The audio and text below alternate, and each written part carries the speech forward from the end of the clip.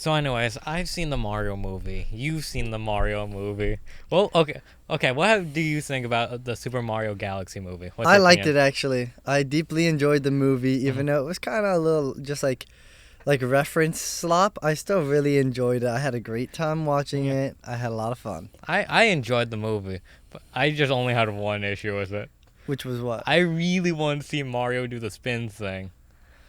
Me too. I I also wanted to see wanted. the Mario spin Okay, move. they might not have done the Mario spin move, but they did do the Akira slide Okay, fine, but with still, the fucking castle thing. yeah, but I still wanted to see Mario do the spin move, especially if it's in the promo art. That's true, but they didn't have any of the. Like, I found it very weird that they didn't even have the Luma flying with him. Yeah. Like in the poster, the Lumas were not flying with him. Spoiler alert, by the way, Yeah. to anyone listening, we Oh. are going to talk about the Mario movie. Great. After I said, "Hey, what's your opinion about the Mario?" I just wanted people to make sure. We should always put a spoiler warning. I liked it. I did unironically like the movie. I liked it enjoyed more it. than the first one. Eh. Might be controversial. I did grow up playing Super Mario Galaxy. So, I think I think that's probably the biggest reason why I was a bit sad. And I know this is gonna sound like, oh, he's an adult talking about a kids movie. yes, we are. Yeah, I know it's gonna sound like that, and I'm gonna sound like a complete loser because I am. But anyways, I was just sad that it wasn't as Mario Galaxy as I was hoping. Yeah, it was kind of more like Mario Odyssey more than Galaxy. Yeah, I was like, this is just more Mario in space. I think it was a mix of Galaxy and Odyssey, just in terms of theming. Mhm. But in terms of characters, there was a lot of characters from different games. Yeah. So many. Especially one of the other main bad guys in this. Yeah, it was Wart. Yeah, he was the He's main from guy from Mario 2. 2, yeah. Yeah. And then Birdo made it in. Birdo made it. Yeah, I low-key forgot Birdo was a bad guy. Birdo just vibes. Also, I saw Spike, and I was happy I saw him. Oh my god, Here's the thing. I was hoping Yeah. there would be an SML reference. What the fuck is a boom boom? Spike? Have you ever heard of Spike? Oh, you know Spike. Everybody loves Spike. Super Smash Spike. No, What the fuck is a boom boom? Okay. I have a question. Did you watch SML when you were a kid? No. That is what made my childhood, which probably explains a lot, actually. Maybe a little bit, yeah. But actually, I watched that. But before that, I watched SMG4. So I already knew Spike was a character. Oh my god. He was Fishy Boopkins. I did not watch SM4. I think I tried like one time to watch something like that, and I didn't really like it when I was like a child. I enjoyed War of the Fat Italians.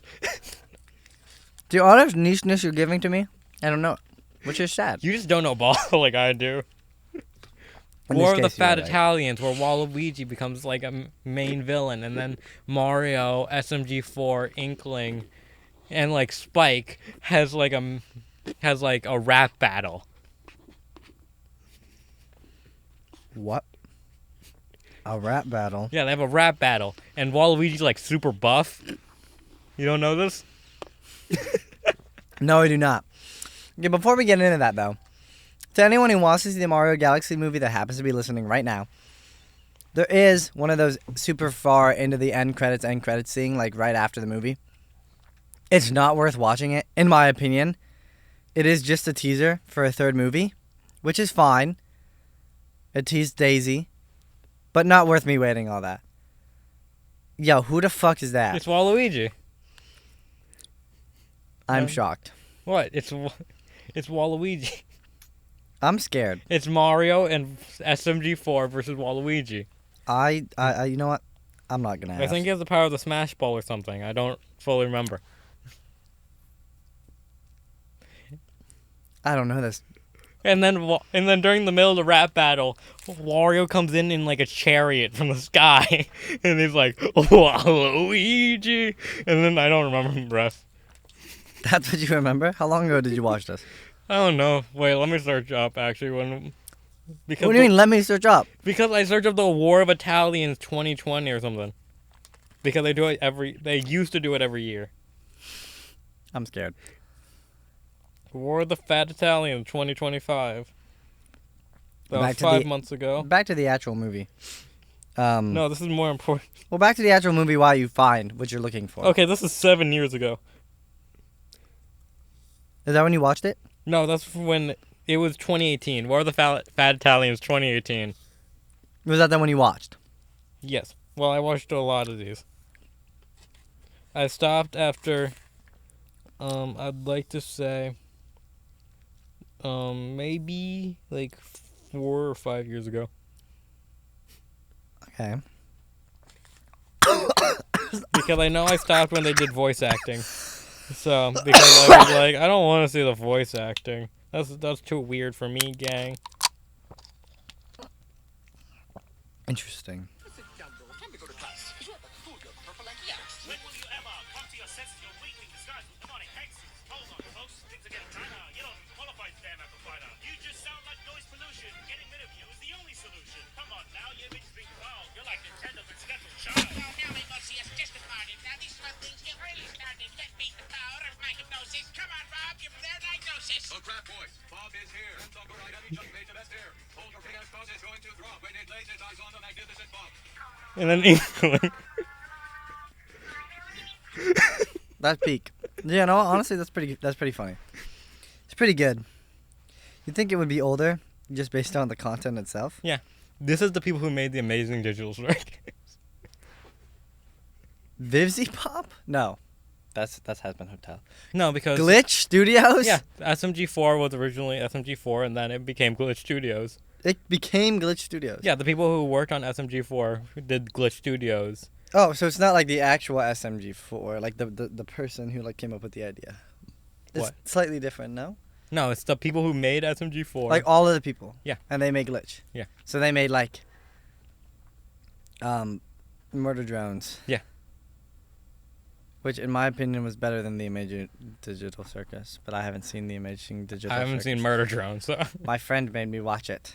It's pretty good. Oh. Cringe aside, it's pretty good. so I was already a fan of Glitch way before everyone else.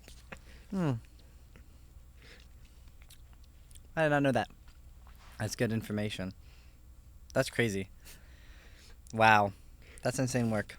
For years now, they've made Peak, the War of the Fat Italians. I did not know that was peak. Anyways, what's your opinion about Fox McCloud being in the movie? Cloud? Yeah. What the heck was that? Fox McCloud? I thought you said Fox and Cloud. No, Fox McCloud. And I was like, Cloud wasn't in the movie. Yes. I thought that was funny. Obviously, because they're teasing. They just like put into Smash Bros. References just to put them in. There might be a Smash Bros. Movie. I don't know how you would even do that. But, I thought his character was funny, plus the Akira slide. So, pretty entertaining. All things considered. I liked his character. I thought it was funny. And he didn't like have beef, and he didn't try to steal Princess Peach, which I was like a little worried about. So, And then how did you react when you saw the Mario handshake hug debacle with him? I and Peach? cried inside. All I can think about was at the end of the movie. Yeah. Was when Daisy was announced. Mhm. All I could think about was, what's your favorite color? Princess Peach likes pink, and Princess Daisy likes purple. I like purple too, but can you guess my favorite color? What's your favorite color? Green! Have you seen that video? No. Okay, I have to pull it up though. I'll have to show you. I don't know. Most of the movie I was thinking about was, wow. Whenever I was like thinking about the movie, I'm like, wow. I'm not using Yoshi. I'm just replacing the word Yoshi with Donald Glover. So I was like, wow, Donald Glover did a good job saving that child. Donald Glover should shoot the dinosaur. Donald Glover was funny to do the Yoshi impression. Peach likes pink, and Princess Daisy likes purple. I like purple too, but my favorite color, guess what mine is? I'm sorry, what? Guess what my favorite color is? Is it green? Yippee! I like pink. Yippee. Pink. And Princess Daisy likes purple. Purple. Purple. Yes, purple. Purple. I like purple. There's a rocket that launched right before we started. Yeah. It was pretty cool, if I'm being honest. You know what it reminded me of? What? Reminded me of Fox driving that castle. Maybe it was. You don't know. This is true. I mean, the fact. Okay, here's my one little niche complaint. Okay. Here's my one little niche complaint. So it's come to find out, or whatever, Uh-huh. as everyone knew through lore beforehand, that that Peach and Rosalina are sisters, as we all knew. Yeah. As we all knew, right? Yeah. However, when Rosalina is stuck in that little glass ball, Yeah. her magic has zero effect Mhm. on it. Yeah. However, when Peach and Rosalina Yeah. don't even touch hands, but they get close, blocked by the magic-resistant glass barrier that should not be breaking at all or taking any damage and canceling it out, it shatters. Then they Moana the island. Yeah. Now, you could argue, oh, their magic was too powerful for the glass. I argue that's stupid. Well, you see, it's not doing it on the inside. It's both sides of the glass. So But they should have So- the fact that the barrier is there. Her magic is currently getting sucked from her. How is she still producing? well, because she's producing in order for it to be absorbed, so at least a small amount is being leaked out. Yeah, but if a small amount is being leaked out, then the small amount that Princess Peach barely has anyway should not be enough to shatter the glass. Well, yeah, but the magic resistance on the inside. But of the glass. that's my one complaint. The magic resistance is on the inside of the glass, not the outside of the glass. Once again, my one complaint is that. But then they Moana the island. That was my complaint. That they Moana the island? Yeah. It should have stayed. The Because Bowser thing? no, the main problem I had was, well, it's not even a problem. It was just more of, dang, they put all this effort into geoforming this planet, and you just come in here and ruin it. Like, do you know how much effort it would take? The planet had horns. The planet had horns. They made their faces out of a mountain. That doesn't take like an hour. That takes a while. Do you think they purified the inside of the island, or do you think the inside of the island is still like totally fucked up and evil, and the outside is just grass? It honestly could be either. And But- secondly, when Mario kills Bowser, Yeah. and he becomes Dry Bowser, Stop playing with the egg. It's annoying. that doesn't happen in any games. Yeah, it does. Normally, Mario DS. no, because I played Mario DS, and that didn't happen. Really? I thought I did. Not in the DS version. Hmm. However, what does happen is Kamek, the character that did nothing almost the entire movie, comes and makes him like 20 times as big. Yeah. In like half of the games. It makes Yeah. him like hella big, especially in Mario Bros. Wii. Yeah.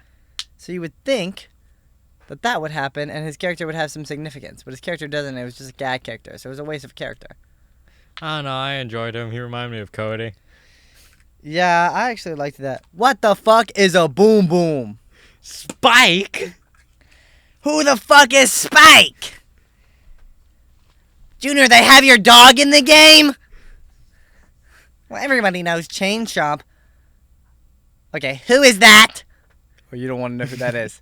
Junior, show me. Spike. Spike? What the fuck is a Spike? My favorite character, Spike. Oh, you like your favorite character, is Spike? Mine is too. Wanna make? Let us, let's put Spike in the game since he's such a fan fucking favorite. Yeah, he's my Who favorite. the fuck is a boom Boom boom?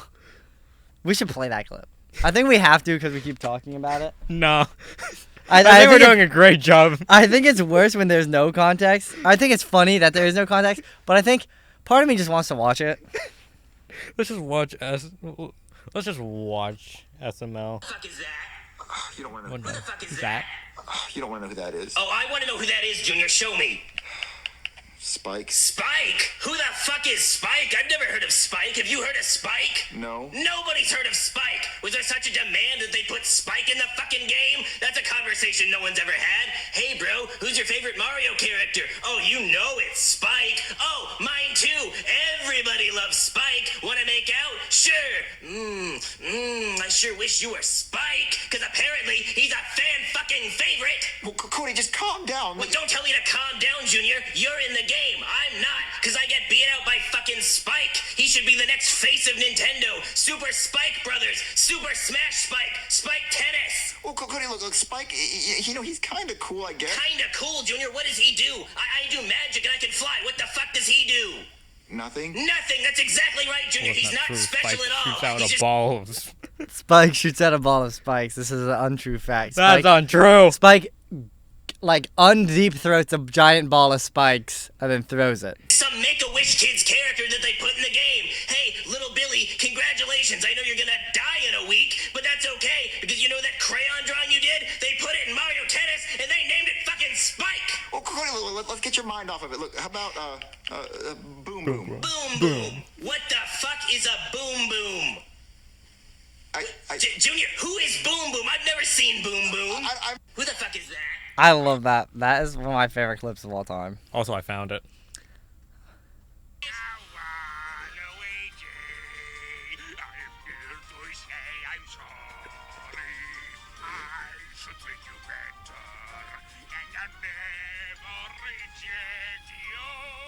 Skyscanner searches billions of prices from. Yeah, what the fuck? I told you, he comes from the sky in a That's chariot, like and he goes, "Wow, Luigi."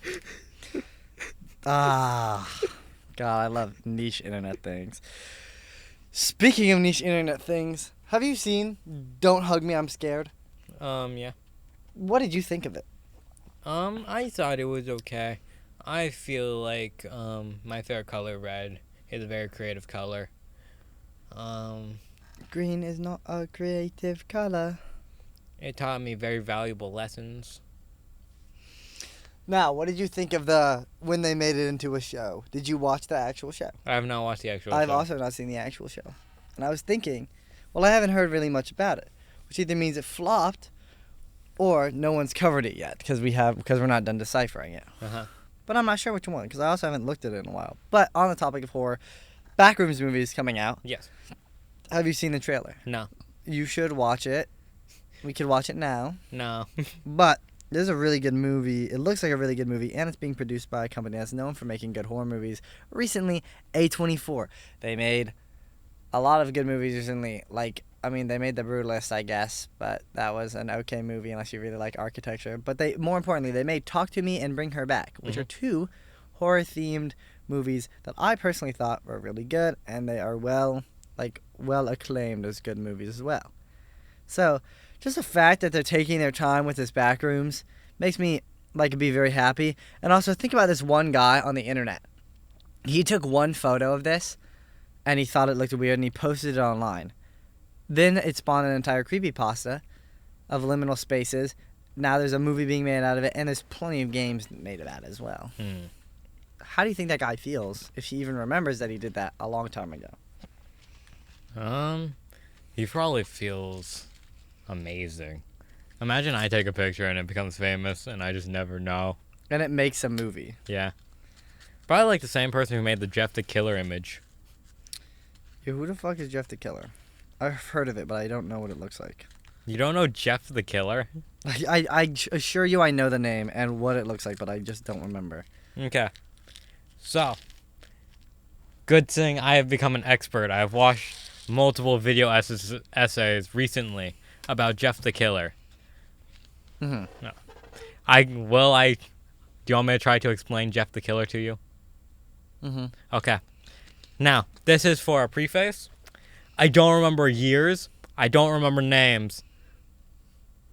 And I don't remember the general plot. So let me explain it to you. Okay.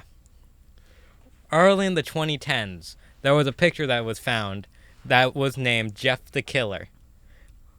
So, when they saw the image, they wrote a story about Jeff the Killer, claiming that they were the one to found Jeff, claiming that they were the one who came up with the idea of Jeff the Killer, right?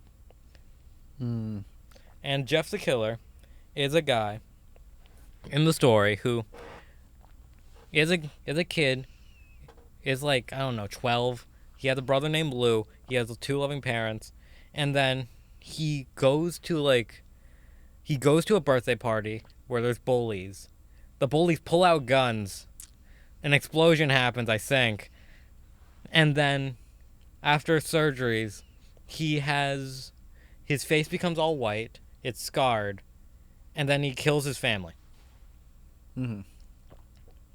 Yeah. And so that became a very popular creepypasta.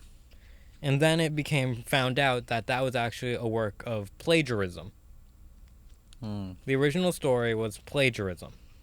Because actually, there was another person years back who used the image of Jeff the Killer. And it was like on Newgrounds, and he made a video explaining the lore of Jeff the Killer.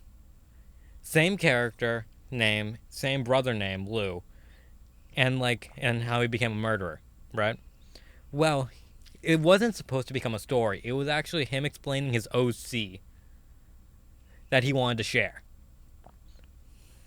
So, instead of this version, I believe it's him and Lou live together. They're adults. And then, while one day Lou's out, Jeff the Killer is cleaning a bathtub, right? But then the cleaning supplies gets onto him, and he has to go to the hospital. Bleach gets onto him, and he has to go to the hospital. And then he becomes a psychopathic murderer. Okay, so, do you have that? I got that. Okay. Now, years later, when they found out that this is plagiarism, also, Jeff the Killer is not a good written story. I can tell. It's just not a good story. So, on the Creepypasta wiki, right, there was actually there's a bunch of, quality control. There's a bunch of quality control on, what should be on the wiki, because they don't want just anyone to put things. They want it to be actually, good. Well, the only reason that Jeff the Killer was on it was because of, it was just a very popular creepypasta at the time. Yeah. So, then eventually when people were like, no, this is actually very poorly written, they're like, okay, we hear you. We're going to take down the original Jeff the Killer that's plagiarized. We're going to take that down, and we're going to have a contest to see who rewrites Jeff the Killer better. So then they have a contest. And then eventually another Jeff the Killer takes its place. Yes. Yes.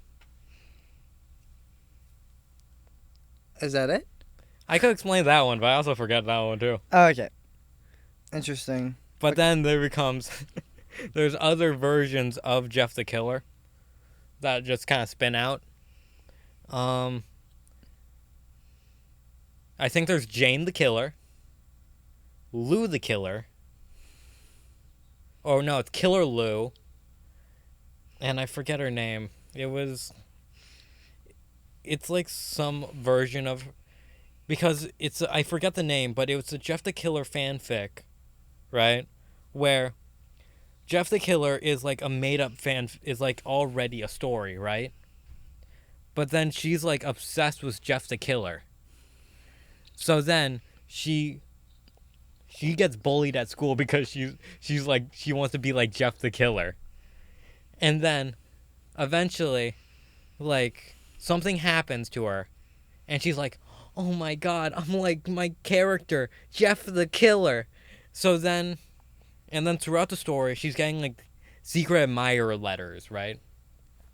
And then at the end, she finds out that the person who was writing the story, or writing the letters to her, was Jeff the Killer. The made-up character, Jeff the Killer, was writing her, secret admirer notes.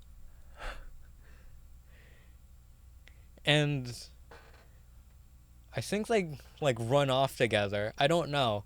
But I remember that this story was so polarizing because no one liked the story.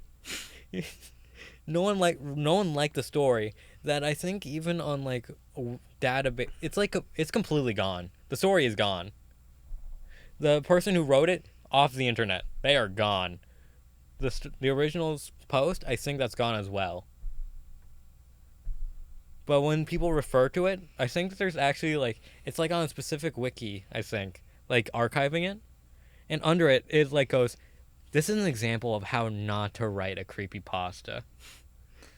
Just like Smile Dog. Smile Dog's cool. Have you? Interesting. I've not heard of that. I like Googled what he looked like because I was like, I swear Yeah. I've heard the name. I know I've heard the name. Looked at it. I've seen that face before.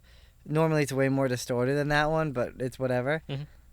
It reminds me of kind of like Momo. Yeah. I don't know any of the stuff about Momo, but I know I didn't like it, and I still hate the photo of it. It's not my thing. Oh, man. Creepypastas. It was like when we read 2-sentence horror stories for 20 minutes. Yeah. Or the wiki has. Yeah, it was this one, right? Yeah. Yeah. I've seen that photo before.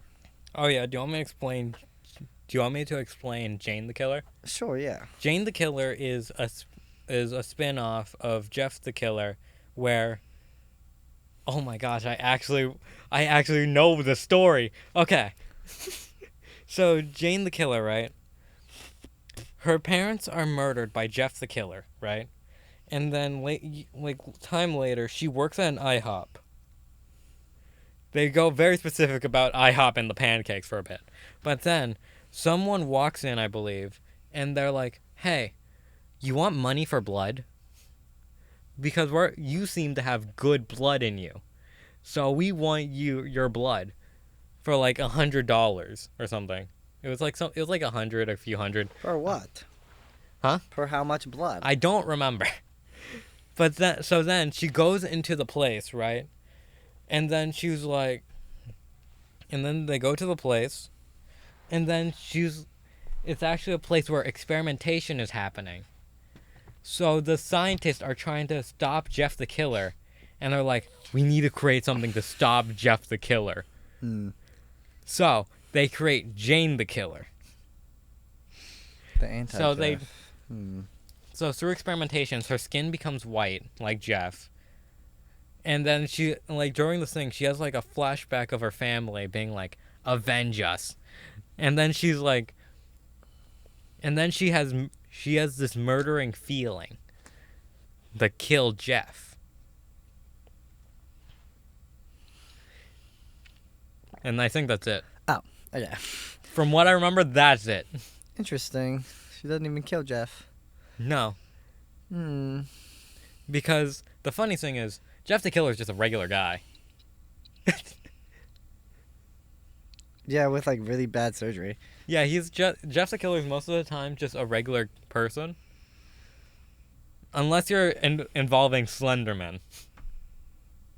What does Slenderman have to do with Jeff the Killer? Well. I'm ready for this, honestly. This is a nice change of pace. I'm the one talking all the time because I'm such a freaking yapper. Yeah, but this is a very important disclaimer. I am talking out of my ass. That's fine. This is good. This is Because I entertaining. could be saying completely wrong information. I do not care. This is, you know what? It's like our own creepypasta that could or could not be right. Yeah, and I good. like the information that it comes with. Yeah. So anyways. Slenderman and Jeff the Killer are both very popular creepypastas, right? Slenderman, I think, is more. Yeah. I But believe. Or at least that's, I don't know. Maybe just for me it was more popular with just the people that I know. so when you have two popular characters, what do people do? They like to ship them. That too. But also they like to make them fight. Yeah, that's true. Death fights is a thing on YouTube. So, there just was a lot of fan art, fan fiction, fan theories, fan stories of like Jeff the Killer and Slenderman both doing it and also fighting. Yes, of But course. also there was a fan theory that Jeff the Killer is a proxy for Slenderman. Oh, okay. That Slenderman like caused Jeff the Killer to become Jeff the Killer. There's also arguments that because Slenderman makes people go insane, right? Yeah. People, for whenever they want to be like, they don't, whenever they're like, I don't want to fight, whenever they're trying to be like, Jeff wins the fight against Slenderman, they're like, he's too crazy to go insane. I understand. Yeah, but Stupid- obviously stu- Slenderman wins the fight. Stupid argument, but I understand the logic. Yeah. Honestly, I think we could read the original Jeff the Killer. Do you want to? Yeah, we could. Do you want me to read it since you just talked a lot, or do you want to read it? Let me see, because I know there's different voices, so I think we could just, Oh, like duo read it? yeah, I think we could duo read. You'd have to like send me the link specifically so that I know though. Yeah, I'm trying to make sure this is the original. I'm trying to. So keep talking while I look. Oh yeah, my apologies. I got distracted by the Jeff the Killer stuff, and you know, honestly, I don't really know a lot of just a lot of like creepypasta stuff, just because it's never really been my thing. I did learn like some SCP stuff. Mhm. A lot, especially I don't remember what the SCP is, but it's the SCP that if you see it, it'll run at you and kill you, like just straight at you. And it's basically an unstoppable force that can break through anything, which that's pretty interesting in itself. Okay, I know this is the one. But then there's also a SCP that was like a doomsday scenario SCP. Not Yeah. like this. The SCP wasn't the doomsday scenario, but they had written a scenario where basically there's a SCP that if you stop looking at it, it'll move and kill you like a weeping angel kind of, but Oh, a lot yeah, I know the faster and a one. lot more deadly. Yeah, I know what you're talking about. It's Yeah. the bean guy. It's the bean looking guy. Yeah. Which in itself is pretty horrifying. Mhm. There's a doomsday scenario where they do multiply. Yeah. Those ones. So there was a doomsday scenario where it got out, then like everyone died, and the only one left was the person telling the story and then he wrote like, it's over. Mhm. So. Yeah. We could do it. We read every other paragraph. We Yeah, could- you know what? This is a pretty long creepypasta. I think that would take the rest of the time, so let's do that. Okay. You want to start? Yeah, sure. Sure. Excerpt from local newspaper. Ominous, unknown, killer is still at large. That's that's keep going. Okay, I don't know if that counts as a paragraph. No. After weeks of unexplained murders, the ominous unknown killer is still on the rise. After little evidence has been found, a young boy states that he survived one of the killer's attacks and bravely tells his story. I had a dream and I woke up in the middle of the night, says the boy. I saw that for some reason the window was open, even though I remember it being closed before I went to bed. I got up and shut it once more. Afterwards, I simply crawled under my covers and tried to get back to sleep. That's when I had a strange feeling, like someone was watching me. I looked up and nearly jumped out of my bed. There, in the ray of light illuminating from between my curtains, were a pair of two eyes. These weren't regular eyes. They were dark, ominous eyes. They were bordered in black and just plain out terrified me. That's when I saw his mouth, a long, horrendous smile that made every hair on my body stand up. The figure stood there, watching me. Finally, after what seemed like forever, he said it, a simple phrase, but he said it in a way only a madman could speak. He said, "Go to sleep." I let out a scream. That's what sent him at me. He pulled up a knife, aiming at my heart. He jumped on top of my bed. I fought him back. I kicked. I punched. I rolled around, trying to knock him off me. That's when my dad busted in, and he threw the knife. And the man threw the knife. It went into my dad's shoulder. The man probably would have finished him off if one of my neighbors hadn't alerted the police. They drove into the parking lot and ran towards the door. The man turned and ran down the hallway.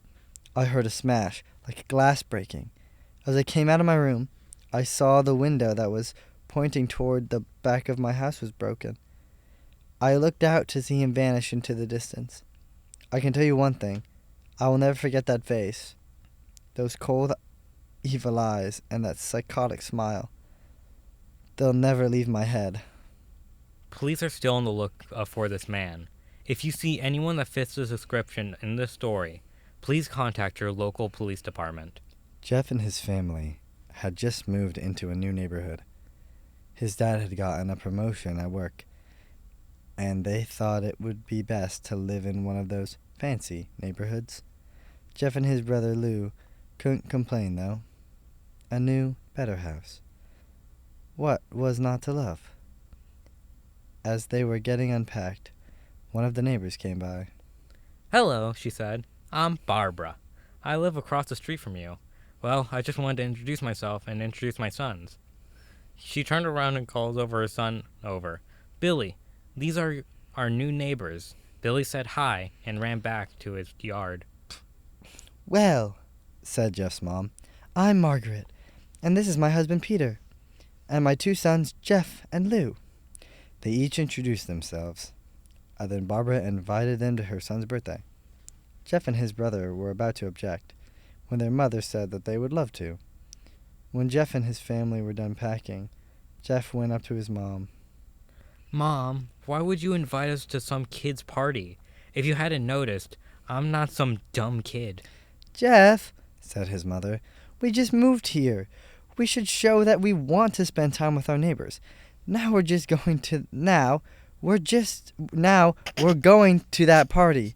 And that's final. Jeff started to talk, but stopped himself, knowing that he couldn't do anything. Whenever his mom said something, it was final. He walked up to his room and plopped down on his bed. He sat there looking at the ceiling when suddenly he got a weird feeling. Not so much a pain, but a weird feeling. He dismissed it as just some random feeling. He heard his mother call him down to get his stuff, and he walked down to get it. The next day, Jeff walked downstairs to get breakfast and get ready for school. As he sat there eating his breakfast, he once again got that feeling. This time it was stronger. It gave him a slight tugging pain. But he once again dismissed it. As he and Lou finished breakfast, they walked down to the bus stop. They sat there waiting for the bus, and then, all of a sudden, some kid on a skateboard jumped over them, only inches above their laps. They both jumped back in surprise. Hey, what the hell? Also, for anyone wondering, Lou is spelled L-I-U in this story, like Alyssa Liu's last name. So it could also be pronounced Liu. It's But we will pronounce it Lou, for the sake of easiness. The kid landed and turned back to them. He kicked his skateboard up and caught it with his hands. The kid seems to be about 12, 1 year younger than Jeff. He was an Aristotle shirt and ripped blue jeans. Well, well, well. It looks like we got some new meat. Suddenly, two kids appeared. One was super skinny, and the other was huge. Well, since you're new here, I'd like to introduce ourselves. Over there is Keith. Jeff and Lou looked over to the skinny kid. He had a dopey face that you would expect a sidekick to have. And he's Troy. They looked over at the fat kid. Talk about a tub of lard. By the way, this is genuinely what this says. This is not exaggerated at all. This kid looked like he hadn't exercised since he was crawling. Okay, that one is a little just rude, bro. You didn't need to say that. That was a little too So I far. was like, look at that fat kid. Literally, it says they looked over at the fat kid, talked about how he was a tub of lard, looked like he hadn't exercised since he was crawling. That is genuinely almost word for word exactly what it said. I might have missed a filler word here and there, but genuinely that is what it says. We're not lying Yeah, about he's a this. tub of lard. And I, said the first kid, am Randy. Now, for all the kids in this neighborhood, there's a small price to pay for the bus fare. If you catch my drift. Lou stood up, ready to punch the lights out one of the kid's eyes when one of his friends pulled a knife out on him. Tisk, tisk, tisk. I had hoped you'd be more cooperative. But it seems we must do this the hard way. The kid walked up to Lou and took his wallet out of his pocket. Jeff got that feeling again. Now it was truly strong, a burning sensation. He stood up, but Lou gestured him to sit down. Jeff ignored him and walked up to the kid. Listen here, you little punk. Give back my bro's wallet or else. Randy put the wallet in his pocket and pulled out his own knife. Oh, and what will you do? Just as he finished his sentence, Jeff popped the kid in the nose. As Randy reached for his face, Jeff grabbed the wrist the kid's wrist and broke it. Randy screamed, and Jeff grabbed the knife from his hand. Troy and Keith rushed Jeff, but Jeff was too quick. He threw Randy to the ground. Keith lashed at him, but Jeff ducked and stabbed him in the arm. Keith dropped his knife and fell to the ground screaming. Troy rushed him too, but Jeff didn't even need the knife. He just punched Troy straight in the stomach and Troy went down. As he fell, he puked all over. Lou could do nothing but look in amazement at Jeff. Jeff, how'd you do it? That was all he said. They saw the bus coming and knew they would be blamed for the whole thing. So they started running as fast as they could. As they ran, they looked back and saw the bus driver rushing over to Randy and the others. As Jeff and Lou made it to school, they didn't dare tell what happened. All they did was sit and listen. Lou just thought of that as his brother beating up a few kids. But Jeff knew it was more. It was something scary. As he got that feeling, he felt how powerful it was. The urge to just hurt someone. He didn't like how it sounded, but he couldn't help feeling happy. He felt that strange feeling go away and stay away for the entire day of school. Even as he walked home due to the whole thing near the bus stop, and how now he probably wouldn't be taking the bus anymore, he felt happy. When he got home, his parents asked him how his day was, and he said in a somewhat ominous voice, "It was a wonderful day." Next morning, he heard a knock on his front door. He walked down to find 2 police officers at the door, his mother looking back at him with an angry look. Jeff, these officers tell me that you attacked 3 kids. That it wasn't regular fighting. And they were stabbed. Stabbed, son! Jeff's gaze fell to the floor, showing his mother that it was true. "Mom, they were the ones who pulled the knives on me and Lou." Son, said one of the cops, we found 3 kids, 2 stabbed, 1 having a bruise on his stomach, and we have a witness proving that you fled the scene. Now, what does that tell us? Jeff knew it was no use. He could say him and Lou had been attacked, but there was no proof of it. It was not them who attacked first. They couldn't say that they were fleeing. They weren't fleeing, because truth be told, they were. So Jeff couldn't defend himself or Lou. "Son, call down your brother." Jeff couldn't do it, since it was him who beat up the kids. So I had yawn. Sir, it was me. I was the one who beat up the kids. Lou tried to hold me back, but he couldn't stop me. The cop looked at his partner and they both nodded. "Well, kid, looks like a year in juvie." Wait! Says Lou. They all looked to see him holding a knife. The officers pulled their guns and locked them in on Lou. "It was me. I beat up those little punks. Have the marks to prove it." He lifted up his sleeves to reveal cuts and bruises, as if he was in a struggle. Son, just put the knife down, said the officer. Lou held up the knife and dropped it to the ground. He put his hands up and walked over to the cops. "No, Lou, it was me. I did it." Jeff had tears running down his face. Poor bro. Trying to take the blame for what I did? Well, take me away. The police led Lou out to the patrol car. "Lou, tell them it was me. Tell them. I was the one who beat up those kids." Jeff's mother put her hands on his shoulders. Jeff, please, you don't have to lie. We know it's Lou. You can't stop him. Jeff watched helplessly as the cops... No, I'm kidding. Jeff watched helplessly as the cop car speeds off with Lou inside. A few minutes later, Jeff's dad pulled into the driveway, seeing Jeff's face and knowing something was wrong. Son, what is it?" Jeff couldn't answer. His vocal cords were strained from crying.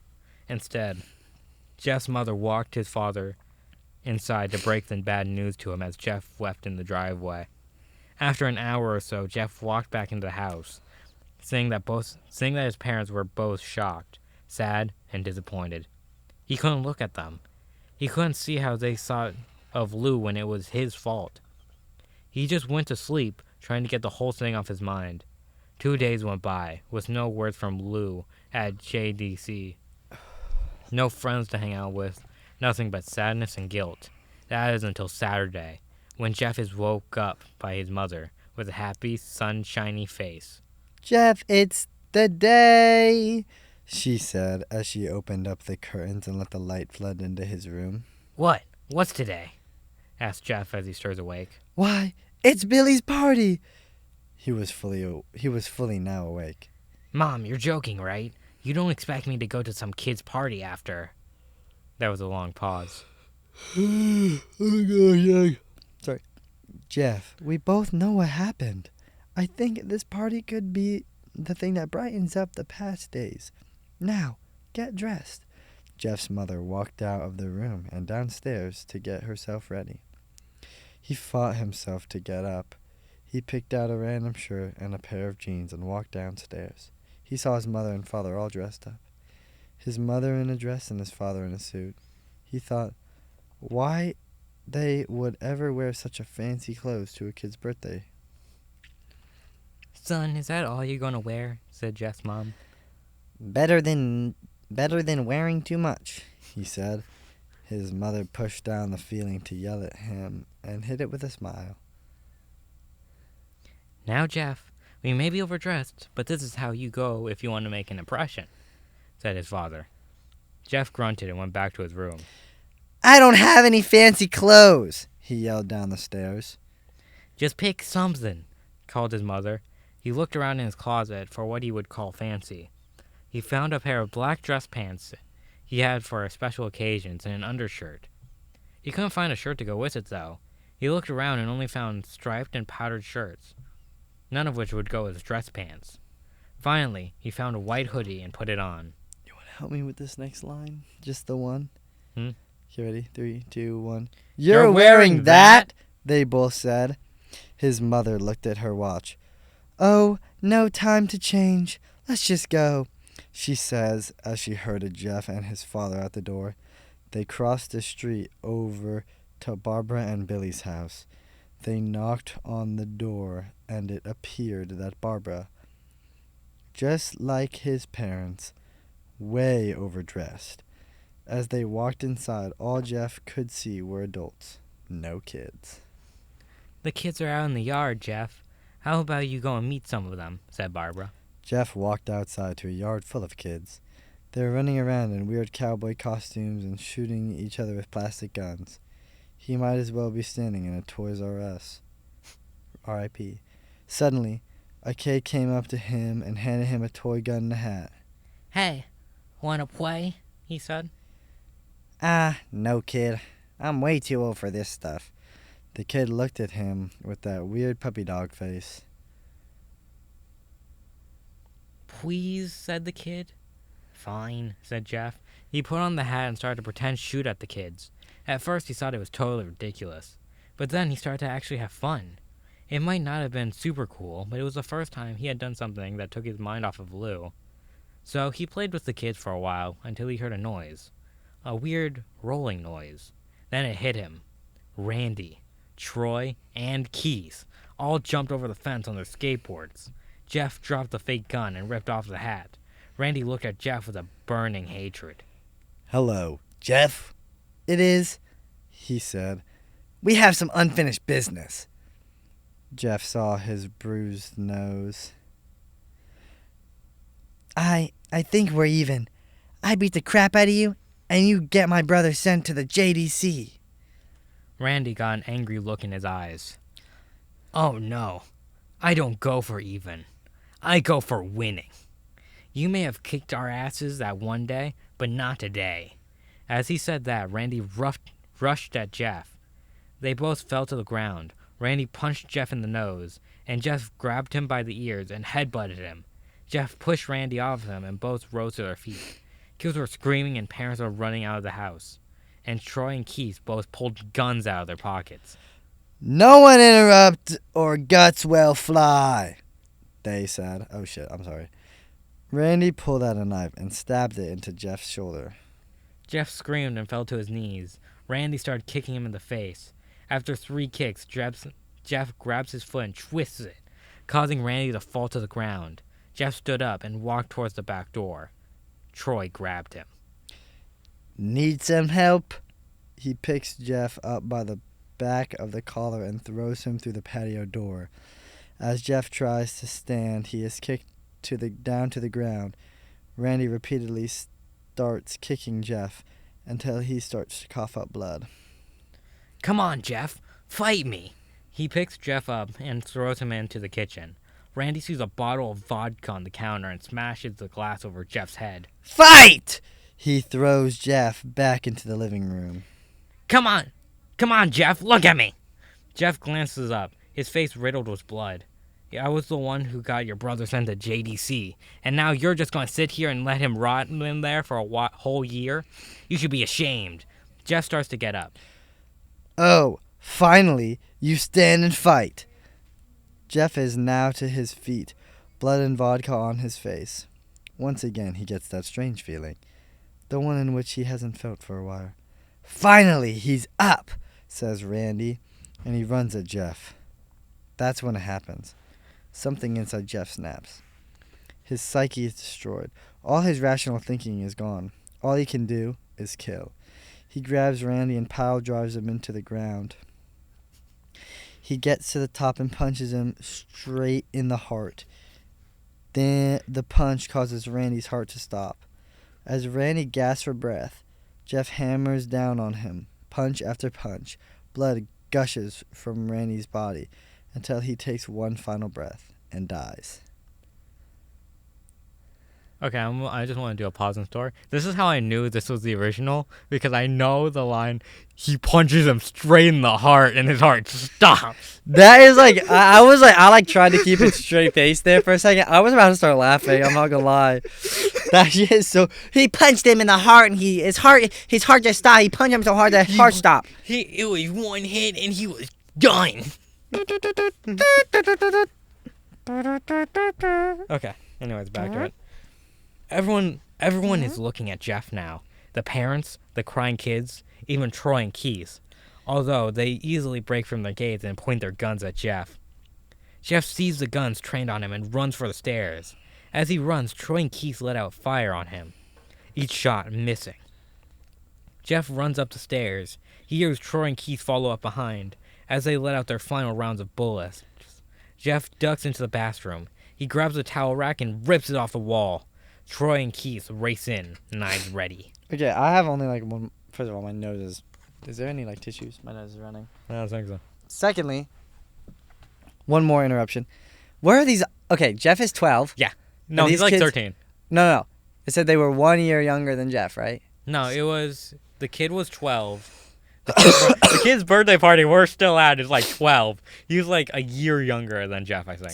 So Jeff is like 13. So someone please explain where these 12-year-olds are getting guns from. In the suburbs. Presumably in the suburbs. Because there's a patio door. Anyway. Troy swings his knife at Jeff, who backs away and bangs the towel rack into Troy's face. Troy goes down hard, and now all that's left is Keith. He is more agile than Troy, though. They're just like throwing ducks at Troy the entire story. Yeah. Troy, he's more Jeff, though, and ducks when Jeff swings the towel rack. He dropped the knife and grabbed Jeff by the neck. He pushed him into the wall. A thing of bleach fell down on top of him from the top shelf. It burnt both of them, and they both started to scream. Jeff wiped his eyes as best as he could. He pulled back the towel rack and swung straight into Keith's head. As he lay there, bleeding to death, he let out an ominous smile. What's so funny? Asked Jeff. Keith pulled out a lighter and switched it on. What's funny, he said, is that you're covered in bleach and alcohol. Jeff's eyes widened as Keith threw the lighter at him. As soon as the flame made contact with him, the flames ignited the alcohol in the vodka. While the alcohol burned him, the bleach bleached his skin. Jeff let out a terrible screech as he caught on fire. He tried to roll out the fire, but it was no use. The alcohol had made him a walking inferno. He ran down the hall and fell down the stairs. Everybody started screaming as they saw Jeff, now a man on fire, drop to the ground, nearly dead. The last thing Jeff saw was his mother and the other parents trying to extinguish the flames. That's when he passed out. 13 and 12, by the way. Yeah. When Jeff woke, he had a cast wrapped around his face. He couldn't see anything, but he felt a cast around his shoulder and stitches all over his body. He tried to stand up, but realized there was some tube in his arm. And when he tried to get up, it fell out, and a nurse rushed in. I don't think you can get out of bed just yet, she said as she put him back into the bed and reinserted the tube. Jeff sat there with no vision, no idea what his surroundings were. Finally, after hours, he heard his mother. "Honey, are you okay?" she asked. Jeff couldn't answer, though. His face was covered, and he was unable to speak. "Oh, honey, I have great news.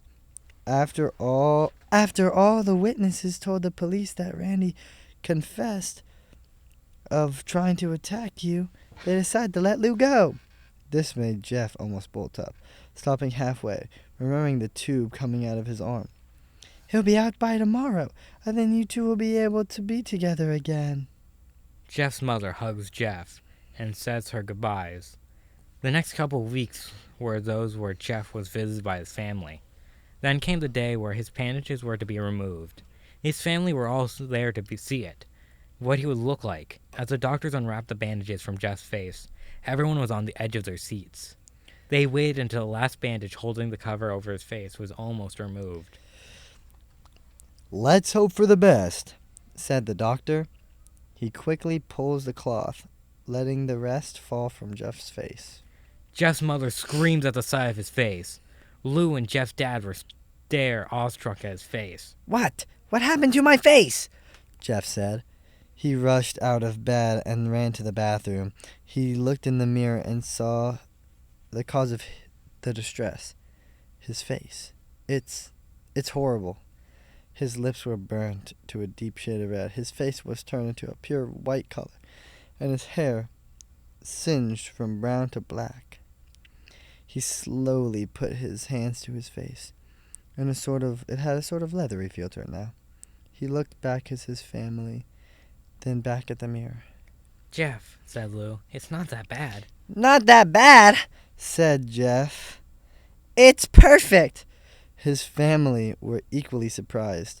Jeff started laughing uncontrollably. His parents noticed that his left eye and hand were twitching.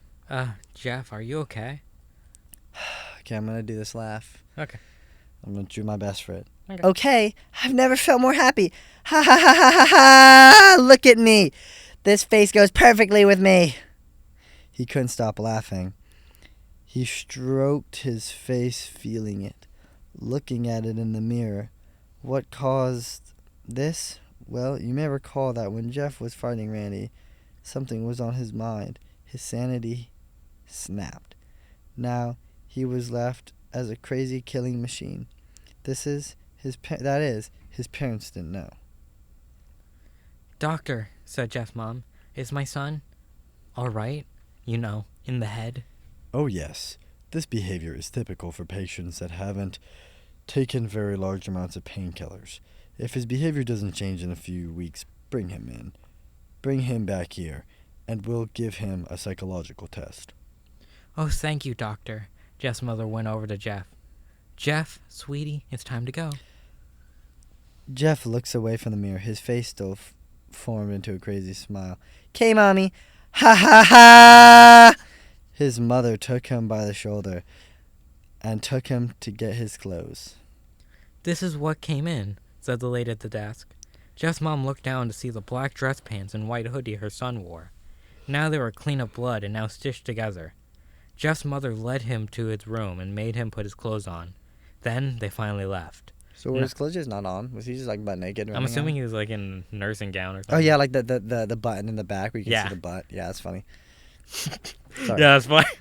It's just a funny sight to Then they left, not knowing that this was their final day of life. Later that night, Jeff's mom woke to a sound coming from the bathroom. It sounded as if someone was crying. She slowly walked over to see what it was. When she looked into the bathroom, she saw a horrendous sight. Jeff had taken a knife and carved a smile into his cheeks. "Jeff, what are you doing?" Jeff looked over to his mother. I couldn't keep smiling, Mom. Me. It hurt after a while. Now I can smile forever. Jeff's mother noticed his okay, wait, there's like no end quotes. Yeah. So it sounds like he should be still talking, but I'm just going to assume that Jeff's mother noticed his eyes ringed in black. Jeff, your eyes. His eyes were seemingly never closing. I couldn't see my face. I got tired and my eyes started to close. I burned out the eyelids so I could see myself forever, see my new face. Jeff's mother slowly started to back away, seeing that her son was going insane. What's wrong, Mommy? Aren't I beautiful? Yes, son, she said. Yes, you are. Let me go get your daddy so he can see your face. She ran into the room and shook Jeff's dad from his sleep. Honey, get the gun. She stopped as she saw Jeff in the doorway, holding a knife. Mommy, you lied. That's the last thing they hear as Jeff rushes them with the knife, cutting both of them. His brother Lou woke up, startled by some noise. He didn't hear anything else, so he shut his eyes and tried to go back to sleep. As he was on the border of slumber, he got the strangest feeling that someone was watching him. He looked up before Jeff's hand covered his mouth. He slowly raised the knife and ready to plunge into Lou. Lou thrashed here and there, trying to escape Jeff's grip. Shh, Jeff said. Just go to sleep. And that is the Jeff the Killer, the original one. Well, somewhat original. That is the mostly original Jeff the Killer creepypasta. Yes. So, just because this is your parent first time, how would you rate it? Pretty good. Pretty good. I think, the writing was pretty shit. But honestly, it was a fun read. Fun little short read.